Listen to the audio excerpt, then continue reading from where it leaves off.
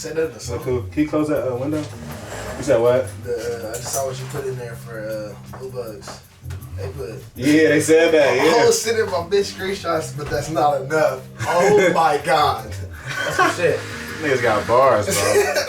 They shit different. My niggas, that's not enough. Oh, that's fucking hilarious. Not enough. Screenshot, that's it? You ready, Jam? Uh-huh. Alright, how y'all feeling? It's your boy Money. And today's motivational, you feel me, him. For all those, high school, college graduates out there. I know due to the whole corona outbreak going on, you guys have been robbed of, things that, to be honest, people take for granted. Like homecomings, proms, winter formals, and now graduation. So, I know you guys out there, you feel me, no matter what race you are, how old you are, you feel me, where you from, graduation, it's something that's really important. So for all those graduates, I'm gonna say hold your head. I know this is a real difficult time for everybody, but you guys, are being tested. Because I believe God puts his toughest soldiers through the hardest tests. And you guys are being tested right now. If you can get by this, you can get through this comfortless time. If you can get by this trying time, you can conquer anything. Because you gotta think, you feel me? You got stripped of like something that's really important, you feel me? It's like a way of life. It's like the norm. So with that being said, you guys are already above the norm because you guys are doing things that nobody has ever done, I believe, ever. Nobody ever has had like a massive quarantine to where like whole states, whole governments shut down for a little minute. And you guys are dealing with this at the start of your peak in life. Those high school graduates, the 18, 19 years that's finna go to college, the college graduates that's may get a grad school, just may start their careers, you feel me? Like you guys are really being tested. But I promise you, feel me, we're gonna come out on top. Just stay positive, keep on pushing, keep on enduring. And good things gonna come from this trying time, I believe you always gotta turn a negative into a positive to get the picture, you feel me? So use this negative, keep on using this as fuel to get you going and turn all this bad negative stuff to a positive. And I promise you, find the clearest picture you can. Keep your head up, have fun, stay safe, and I'm out. cool. There you go. Perfect. Alright. Yeah, man. Hold on, I'm about to pick I'm gonna do a throwback song. I have a fun one, I think it's. We're gonna do some Avant. Yeah. Some Jaheim. Life Jennings. Life Jennings. Anthony Hamilton. You tell me like, what you doing? You doing some neo soul? You doing some soul? Soul for real? Soul for real. Neo soul or soul for real? Like, what you doing? Like, you feel me? You going deep in your bag? You gonna go semi? Like, what's up? Like, I don't know if I want. That's ooh, hold on now. Baby, Hey. baby. Hey, That shit. audience gonna go to the roof. I'm telling you, the Ozzy Brothers, Atlantis. I think that might be it. Ooh. That's not a sleeper though. That's not a Hey, sleeper. it is. Some people never even heard of Ozzy. These young cats don't know nothing about that. That shit 100 times platinum. But we grew up on that. They ain't grown up on that. They You know grew what I'm up on Chris Brown and Trey Songz. For me, I don't know about the Ozzy. Teach them. I'm saying. I think I'm a. That's how your parents was born. On some sick shit that you didn't want to know. That's disgusting. This how you got here. It's right here. Come on. Well, that's how you got here, Dad. That's something that niggas never ask for shit like that. Niggas never ask to know that. Everybody just get told to you at like the breakfast table one You day. be like, bro, who asked for that? Nigga. thanks, Mom. Aside from that, I mean, honestly, from G Unit, they got down early. We could talk about that game first. They got down early. They was down like maybe 3-1. It was close to 4-1. I think it was ended up being 4-2. But niggas started balling. I'll keep it a buck. Niggas started balling because they got to the point where their back was against the wall, and it's like, if I don't make a play, nobody gonna make a play. Word. They started making plays. You know what I mean? My boy Roudini making plays. PJ was making some catches. Shaw had a tub. You know what I mean? So everybody, Stahl was doing his thing. Staff was out there doing solid too. So everybody, you really start seeing everybody was like, all right, we gotta tighten up on these niggas. We finna just because the other team, they was solid. They had a couple players, but you know what I mean. I didn't see G Unit play with the best. Right. You know what I mean? So for sure, I can see them compete with anybody. On the other field, though, there were some other good games, other very good games. I saw the other quarterback. I didn't know his name. He kind of looked like his name was I think Nick King, dude. He used to play for Westchester. I don't know though. I don't know. Somebody knows his name. He played on Mike's team. But anyway, he looked pretty good, dude, throwing dots. You know what I mean? All around the field, dots, mid-level, medium, long, wherever, dots. And they was going back and forth with it. The other team Dion was on, team ran by a dude named Juju. They kept saying it was Juju's team. They was solid. I like what they was doing. They was aggressive with it. And like really, the rules wasn't that strict, but like niggas was competing though. Hard as fuck. Like if anything, like nigga jump ball, they come down, they still fighting for the ball for 5 minutes. What? Easily. Twisting and turning on the ground. So they was getting after it. I mean, ain't no refs. I see it though. Yeah, going forward though, small workouts and stuff, invite only type things. That's what Laceup will be hosting. Mm-hmm. We won't begin making the passing leagues until we're actually allowed to book a field. But before then, we will be having private workouts, team workouts, small things. But on the larger scale of 50 to 60 guys, we're probably gonna shy away from that.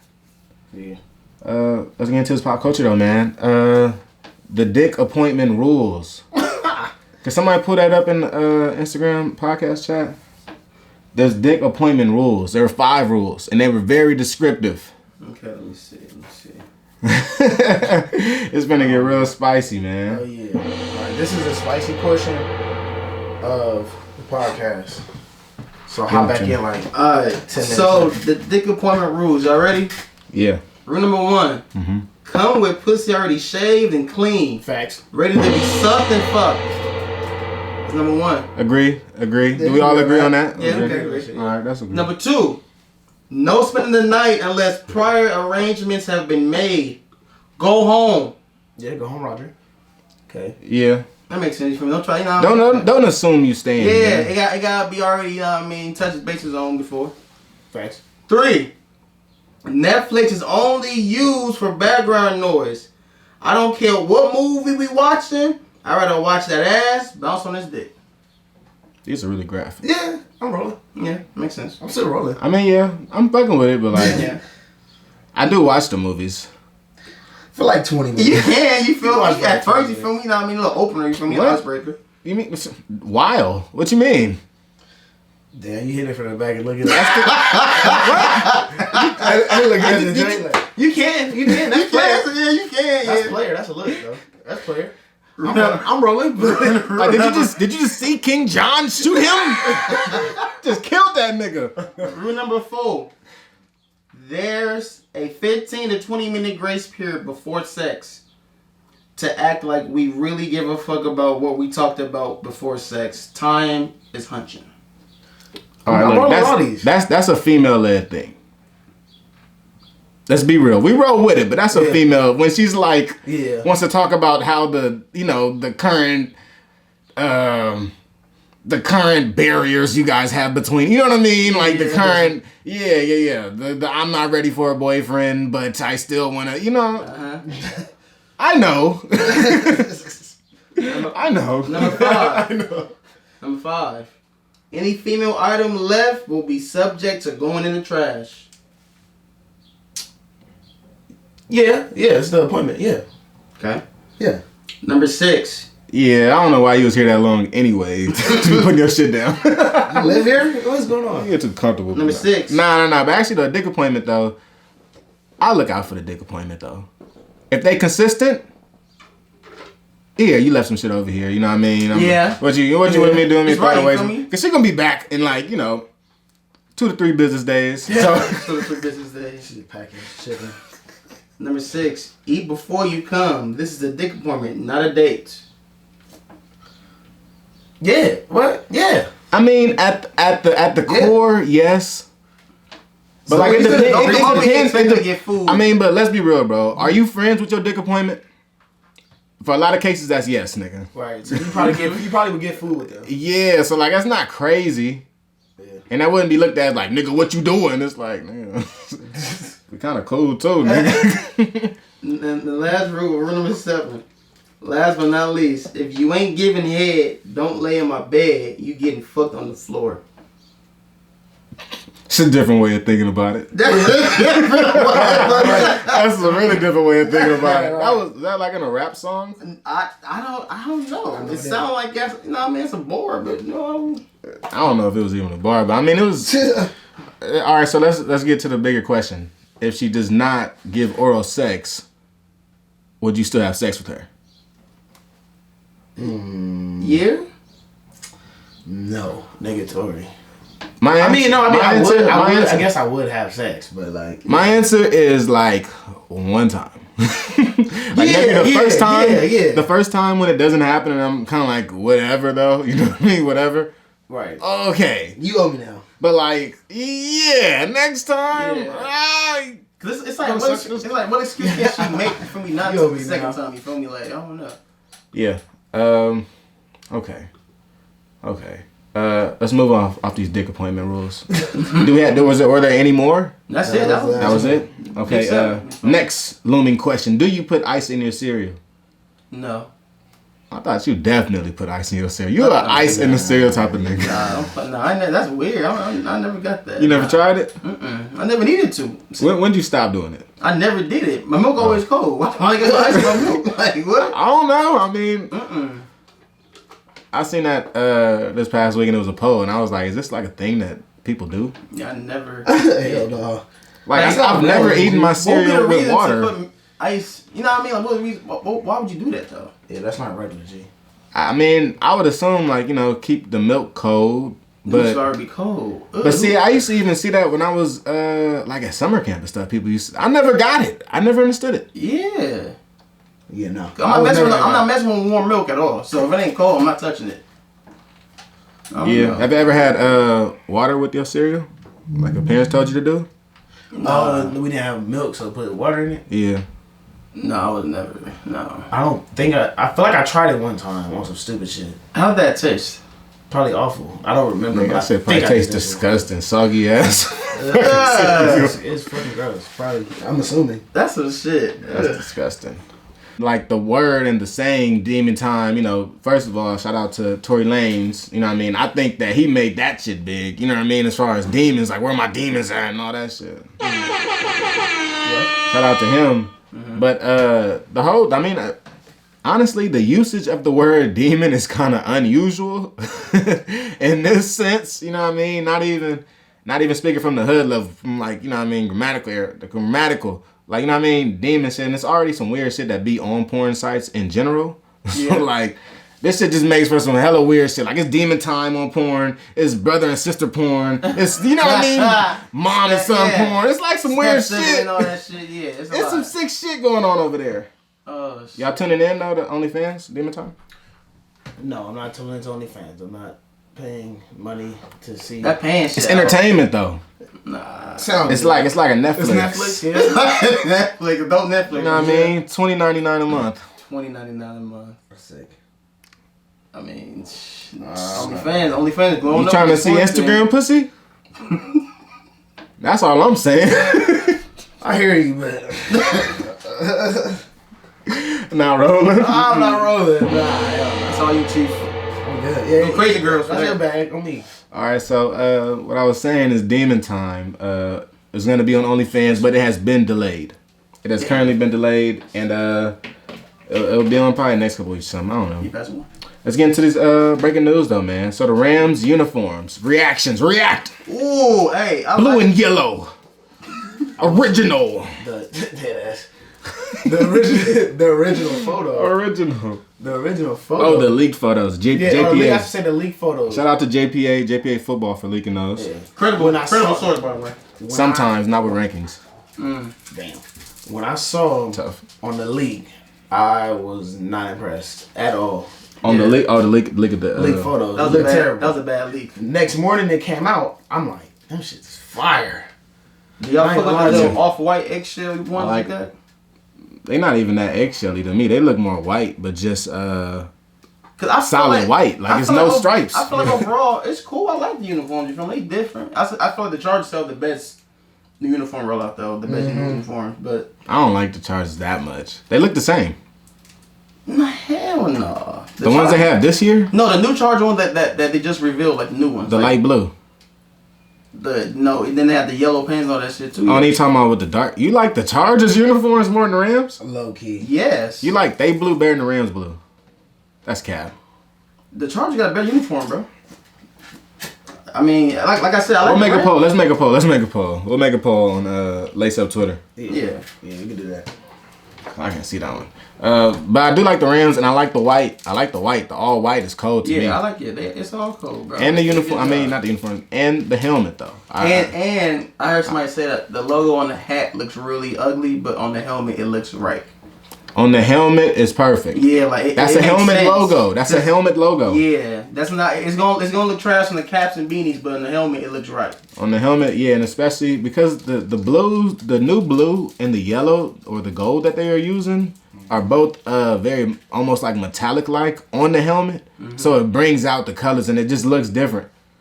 And especially with the ram horns along the outside, those are different looking ram horns. Those aren't like, the usual ones we see with the big, white, bold, like small baby, but big ram horns. Yeah, these are like long, like some fucking antelope type shit. And they low-key, kind of fit on the helmet. You really think that dude got horns on his head. Whoever playing big facts. It's nice. I'm fucking with it. Let's get into the all probation list of NFL players. Dude. So Ed Oliver, he joins the list of NFL players arrested or I'm assuming like wanted. So Cody Latimer had assault charges. DeAndre Baker was involved in a robbery. How you NFL player robbery? And these are all things that happened in the past week or two. Wow. So, Money, what's your advice to players that are in the league and have nothing to do? Hey, players, look. You at the crib. Wait, Money, but they also need money. Look, that's why you have an accountant and a financial advisor to help you when you don't have money. They can help you find money because you made your money make more money for you in stocks and investments. Okay? Anyway, all you pro players, you at the house, you at the compound, you at the vacation home, and you bored, don't rob nobody. Don't try to shoot no blame on nobody. Yeah, y'all doing too much. Go in the backyard. Go get in the jug machine. You gotta fix your hands. Get in the jug machine. Get on the jug machine. Have a trainer come to you. You got a lot of land. Use that backyard for good and evil. You feel me? Right. Actually, use that basketball court to get your cardio in. Don't rob nobody in no cookout. What if they really need money though? Go make appearances. That's what I was kind of thinking that because people keep saying like, yeah, man, they fucking millionaires. I'm like, man, but. To be real, no, not really, because you gotta factor in taxes. They have a lot of money, but I'm like, are these niggas blowing their money and needing to do these things to make money? I feel like I said before the pod, I feel like the people that's getting in trouble, they're like, okay, because we all know in sports and every professional level, it's like pedigree, it's like different levels of player. You got like the A+, like the multi-million contract players. Yeah. Then you got like the average Joes. Then you got like, you know what I mean? The guys that get in trouble right now, they're not the top guys. They're the young guys. Mm-hmm. Yeah. So it's kind of like. Well, Ed Oliver was, a top draft pick. Yeah. But it's like. Now it's like. All right, so this year, Ed Oliver is set, in 2020, he's set to make $1.3 million. Mm. Next year after that, he's set to make $2.2 million. And then in his fourth year of his contract, he's set to make $3.1 million. That's not factoring taxes and fees and shit. Yeah. In 2019, he made $495,000. So, with him, actually, he didn't rob anybody. Ed Oliver was pulled over DWI. Okay, he was. And they tested him. Stop testing him. Driving and he had a trailer also. He had a pickup truck with a trailer on it attached back to it. It was like a small tractor or something like that. Mm-hmm. So that's what happened to him. But the people that we really should be talking about as far as needing money, and we're just politic right now, honestly. Yeah. DeAndre Baker, who was involved in a robbery. Come on, bro. I mean, from what I heard from the story, I don't even know if it was the he need money thing. I heard it was just like something like bro was just hot about something. Like yeah. So I mean, this is like this don't even make sense to me. You know what I mean? I only think so- that I'm only thinking like you rob because you need money. There's no other reason, nigga. Right. But go ahead, bro. Go ahead. So apparently, this is a story told by me. I don't know how factual it is. So it's probably may not be 100%. So don't be quoting me on this. But story was basically they were wherever with their homies or whatever, shooting dice, or not shooting dice. I shouldn't say shooting dice. I should say Gambling. Okay. Gambling. You don't know what kind of gambling they're doing, so that's my fault. Yeah. They were gambling. Playing spades. Right, you know what I mean? Something. Doing some sort of gambling. DeAndre Baker apparently loses big time. So, obviously I don't know how everything was set up, but basically he was on some like, oh yeah, we about to rob, bro. Like, so my nigga was a sort of loser. We about to rob. Oh, bro. that's what this was. Oh my. We about to rob, bro. That was the story I was told. Now, how many details I left out? Who knows? I don't know. But basically, essentially, it was like that. He lost money and bro was hot, and was like, yeah, we about to strip him down for everything. Wow. We about to get everything off him. Like, I need all that. I need everything he won, his rollie, them J's. Like, I need all that. And got... Oh, he got caught in the hood nigga moment. He got caught in the nigga moment. Yeah. And then Quinn Dunbar? Yeah, Quinn Dunbar, cornerback for the Redskins, I guess, apparently was there because I guess they're friends or whatever. They were there and they say that he took part of it, but now they're saying he wasn't part of it. So it's a whole weird situation going on. So wow. Yeah. So that was what I was told. But oh yeah. They about to explain a nigga moment. Walking, nigga. Hey, what you say, nigga? This is when two black people disagree and one decides to disrespect the other. So they reply with disrespect. Watch closely. You're about to experience a nigga moment. Webster defines the nigga moment as a moment when ignorance overwhelms the mind of an otherwise logical Negro man. What did you say, bitch, nigga? Hey, squeeze it, nigga. Hey, illogical, self-destructive man. I.e. This is what happened with DeAndre Baker.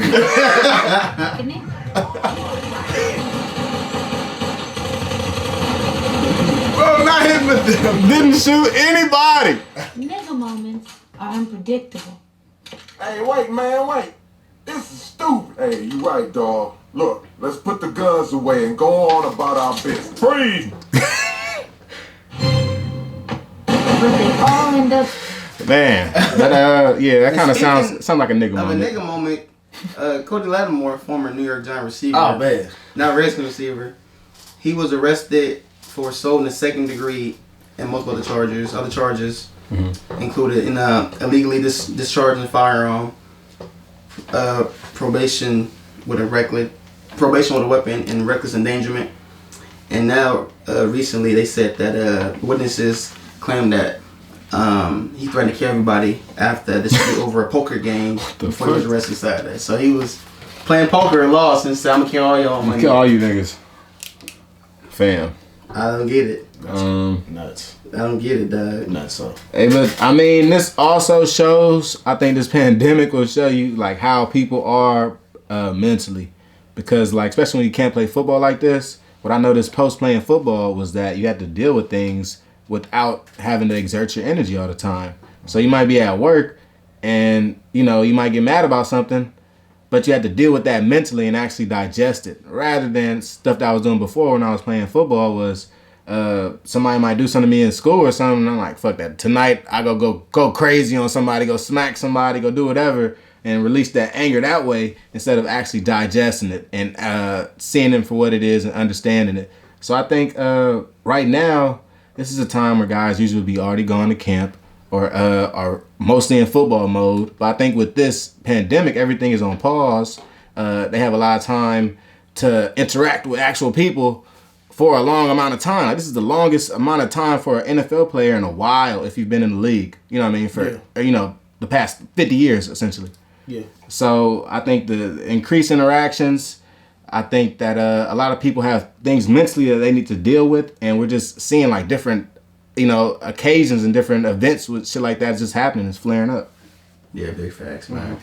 That's definitely what Cody Latimer vibes for sure.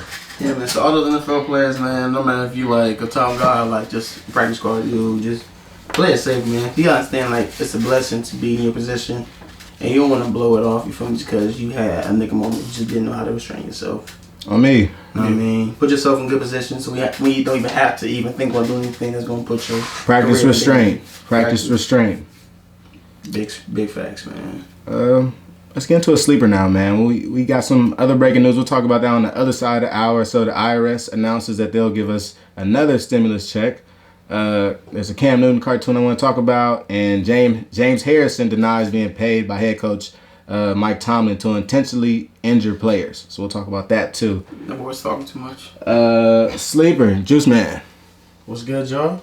Sleeper of the week came off the new Polo G project called GOAT. Okay. Go stream that. That shit slap. Go stream that. Go stream that for real. Brand ambassador. Hey, you better hey, my man. I work for Columbia. Come on now. He works for Columbia plug. Yeah, man. But yeah, man, my sleeper of the week, Polo G 33. Tap in. Nice. An ambassador. I've seen those fucking ads on Instagram. Be a brand ambassador. Yeah.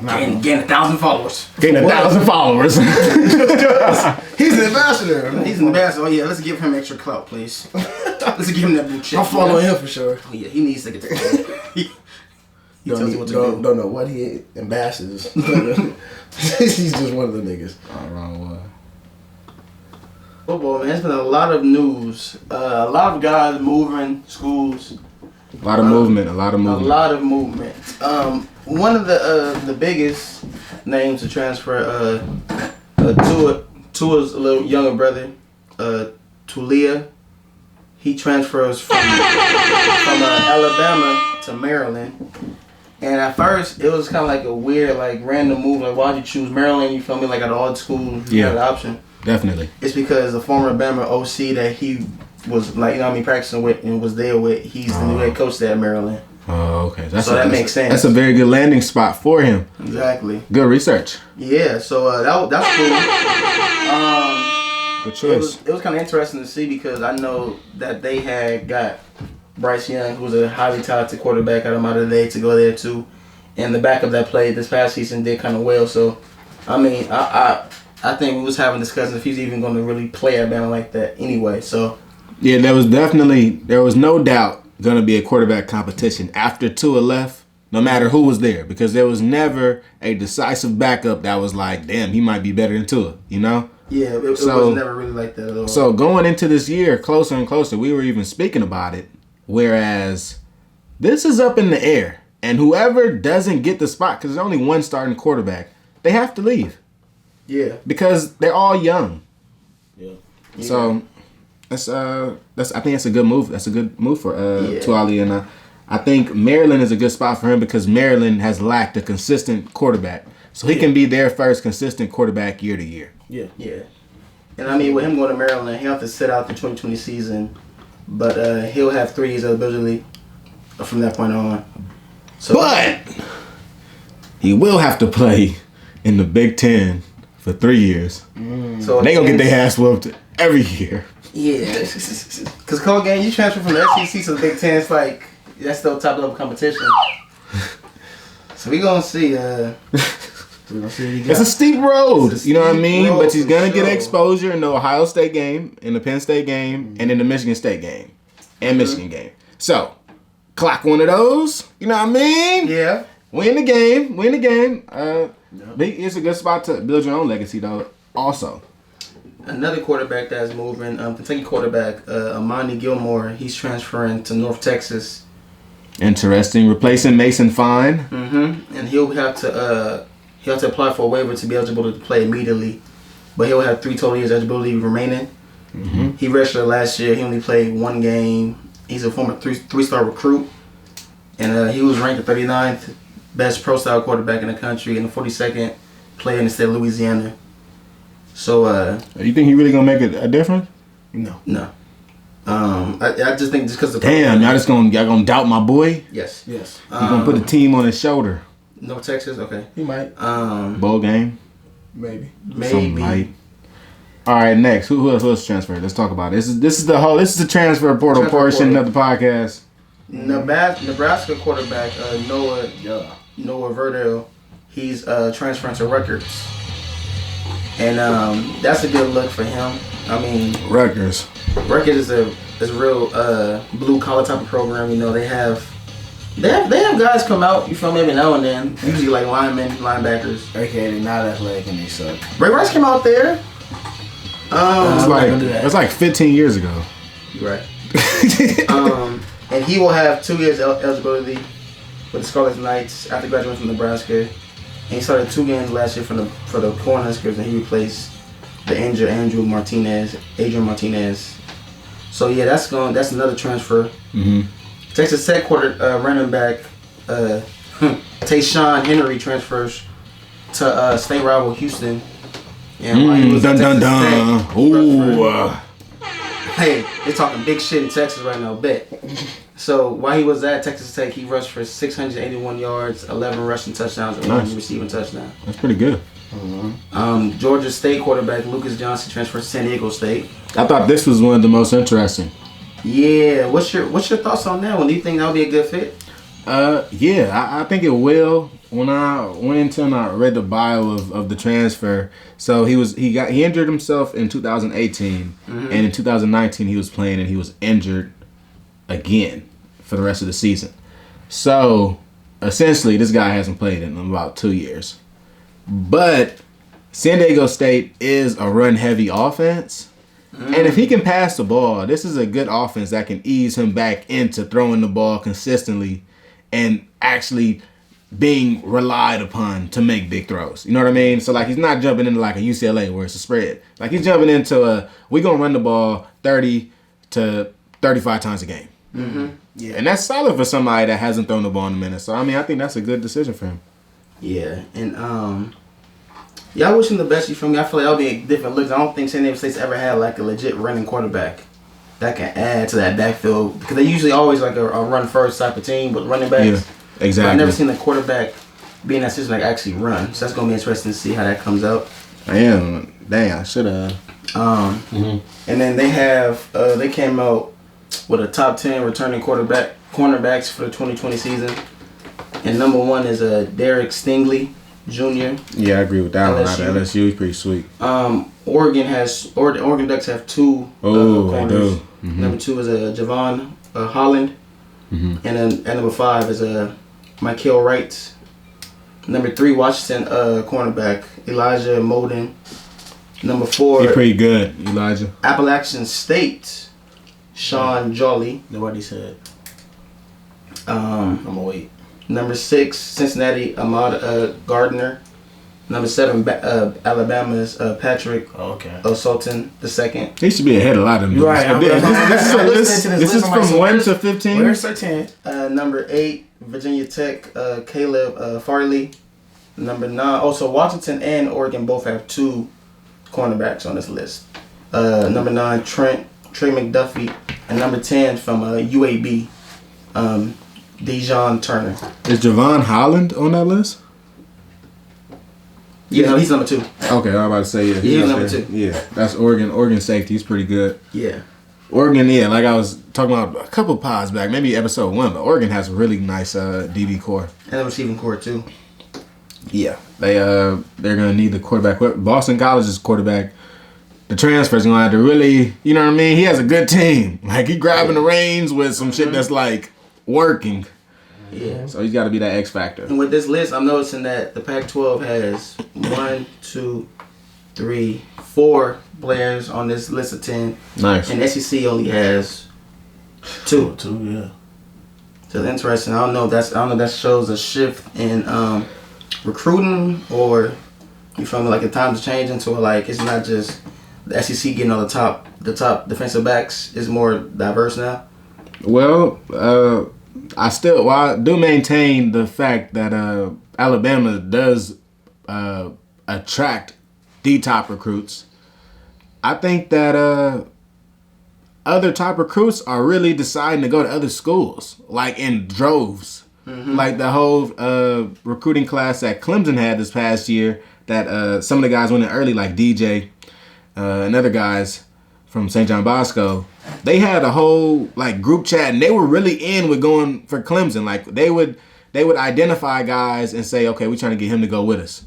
You know what I mean? And they would all make a joint attack, a joint effort to get them to go to the school. So I think other guys now, I don't know if it's the fact that Bama hasn't won the championship in 2 years or whatever that is, but the fact that people are now confident, we know if they're number one recruit, I don't have to go to Bama.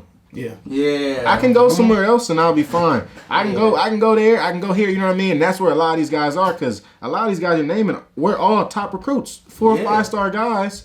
But happen not to go to Alabama because they believe they can win somewhere else. Yeah, and then with that being said, you got the small schools like the Cincinnati's and Appalachian States. You feel me? That says a lot too. You know what I mean? So that means like even like the smaller schools are getting noticed. So like if you balling, you feel me? You gonna get the call. Yeah, and they're being developed. I always like to see small school guys on lists like that because it shows that they're developing as a player. Yeah, they were definitely not that player going into their freshman year at that small school. You know what I mean? They weren't the top DB in the nation as a freshman. At some point, they developed while they were at that small school and took that time to reach the next level. And now they here as one of the top DBs. So always salute the small school guys too. Yeah, and for the last piece I have for my college football segment, it's about the this newly famous SC versus Bama game. You know, the former best of the West Coast versus the best of the South. So you know. Well, hold on. Are they the best of the West Coast? Yeah, that's a real conversation. I said formerly from they former. Yeah. Who's the best of the West? Not them. Right Might now. be Oregon. Oregon right now. Oregon might have it. Yeah, Oregon right now. Not even counting the Washington school. Oregon. I mean, well, Washington schools never had it. They had that 1 year. Which year? They went to the playoffs. When they went to the playoff, did we think they were gonna win? No, because did we think they deserved to be? Did we think they deserved to be in that game? That year with John Ross and all them, I say no because of the quarterback, but everything else, yeah. Yeah, the quarterback was a weakest link. Team for that one. Defense was great. Offense was explosive. The quarterback was just limited them. Okay, that's true. So you know, SC played Bama, you know, as like basically like week 1 of the football season, and basically reports that I'm reading to you right now is a report. I'm not gonna say no names. He talked to some people that's really reliable, and they said the SC versus Bama game isn't happening, and that is with the Crimson Tide. They're already dealing with this, so they're already talking to other programs to schedule another game for that week. One big reason this makes sense is because the Pac-12 has recently suggested strange ways of playing next season. We talking about in the prior pod, like them just playing all Pac-12 teams that season instead of playing nobody else. So then that's leading some people to believe that they may cancel their season overall if it doesn't get together through fall. However, anything can happen. But better or worse, Bama's finna move on from that. And then Bama does decide to schedule a matchup with another team for that week.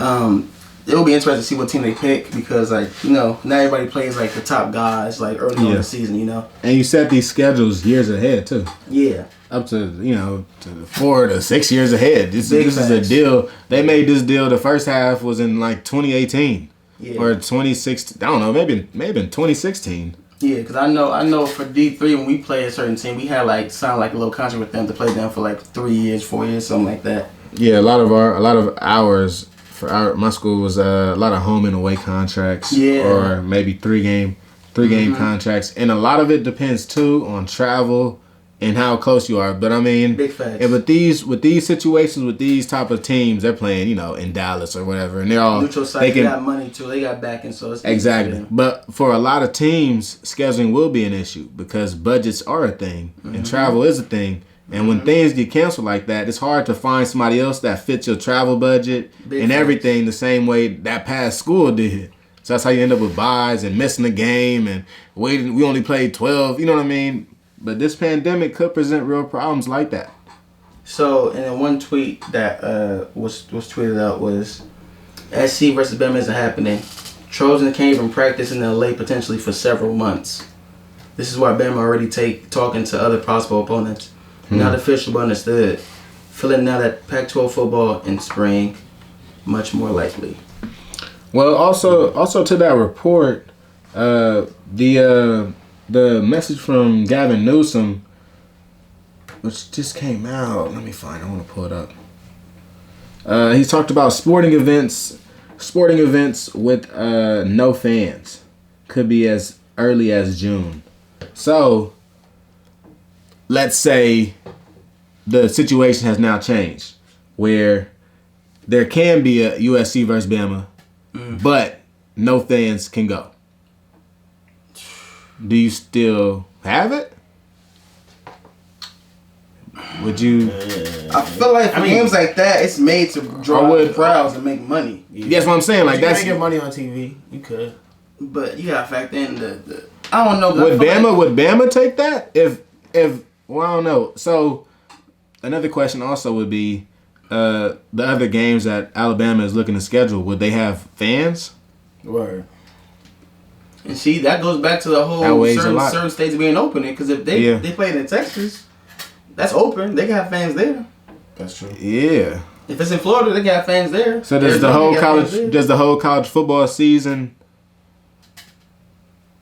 become played in Texas? The whole season, everybody know. The different teams, if their state isn't open. Like big game, I say like the big games every week, like the biggest game play in Texas. Because you can do Texas, you can do AT&T.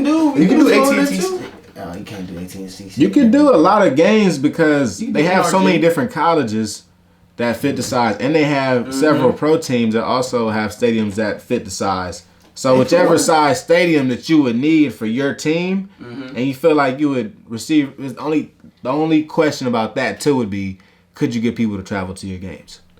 Yeah, because if your team is in Maryland, and you decide, okay, we can't play outside in Maryland, with people, so we can in Texas. So let's schedule a game in Texas versus UConn. Yeah. Will people from Maryland travel, and will we make more revenue hosting this game after traveling with these fans, you know what I mean, rather than just playing at home with no fans? So it's, I mean, that's real. Big decisions. Mm-hmm. Big decisions, and yeah, money, essentially, from what you said earlier with practices, that could, for sure could be like with games. You know, if everybody decides to go to Florida to practice because they're open, everybody might go to every other state that's open to play games. If they believe that they can attract that following. Yeah. So that's gonna be interesting, man, because that's only one game that's even being talked about being canceled because of this corona thing. We don't know how many other games. That's the first game. Yeah. Really, that's the We don't know what the games that's going on behind the scenes that's getting threatened of not being played at all. So we're gonna see, man. It's interesting. And so many East Coast versus West Coast games, and even the Oregon and Ohio State game, I would assume is in jeopardy if Alabama also perceives the USC and Alabama game to be in jeopardy, because Oregon has said that they're not going to allow fans through the fall at any of their games. So does that include even neutral sites, where it's like not even at their spot? Well, at home. Okay. At home, the state. Okay. State was. That's gonna be. Now I feel like that's gonna be different. A college football game with no fans, because the fans low key make the experience too. It does, and that's how you change. That helps you change the tempo. Like, will the tempo ever change? For sure. We seen. Well, not tempo. Will the momentum ever change? That's the way it's momentum constantly throughout the game. How loud people are on specific downs, people's reaction to your blunder or your great play. That messes with you psychologically and emotionally. So then it comes. It's like practice. Yeah, so then it comes it's just like practice. Right? So do players start to feel more relaxed? They start making more mistakes because they feel like it's a practice field? Or do some players play better because they don't feel that extra pressure from the fans watching them? On me, exactly. So it's an interesting little scenario. We're going to see how they handle it. But to me, it makes no difference. I feel like if you're in front of me, I'm going to treat it like a game situation. But not everybody's built like that. You know what I mean? So while we're here, we're spending some time on college football today, but I think that a way that they could simulate having fans at the game, and maybe even have fans at the game, would be to first of all because I kind of saw this with the Los Angeles Rams stadium and how they're adding their like on the field experience. So I think that you could sit the fans at around the mid-level deck of your NFL stadium, typical, right? You'd have to I'd assume you'd install like some type of hockey glass, you know what I mean, or whatever that plastic shit is, in front of that first level of fans, right? I think from there, so with the Los Angeles Rams Stadium, next to the sidelines and around the first row of the first or second row of the stadium seats, there's like a giant screen that goes around the stadium. Wow. It circles the field. So, I mean, with that, you know what I mean, with different type of technologies like that, there are ways where these schools could make this experience somewhat positive and increase the morale of their, you know what I mean, of their team. Yeah. You know what I mean? So if you figure, okay, we can't play with fans, what can we do to make this experience the best experience for our players' performance? You know what I mean? Yeah. So I think there are ways to do it, but there's nothing like having actual fans at a game. That's big facts. Yeah. It's different. Nothing's gonna beat that experience, especially for college players. Mm-hmm. Because that's like, I think we touched on it like last week, but that's part of like going to a school and your recruitment process. Yeah, how many people gonna be there? Yeah, you know what I mean? School spirit, basically, bro. How's the fan base? Is it gonna be packed? Is it gonna be who gonna be there? Yeah. So that's a big thing, man. And that's about it for college football, man. Yeah, let's get into the sleeper. What's your sleeper, Money? All right, so my sleeper of the week is from a local guy. His name is Casey Veggies featuring Juicy J. CV. The song is called Young Niggas. He released his track like several years ago. Mm-hmm. No, I mean, he just released a track, you feel me? It's a real sleeper because nobody really plays it. He talks about it much, but if you're a Casey fan, you know. So I'm gonna put you on some Casey Veggies, so tap in. Cool. And with that, YouTube fan, we're about to sign out of here. So shout out to y'all for kicking it with us today in this Power Hour of the Laceup Podcast. This is episode 5. It's Kelly Flicks. It's your boy Money. It's Juice. We out. We love y'all.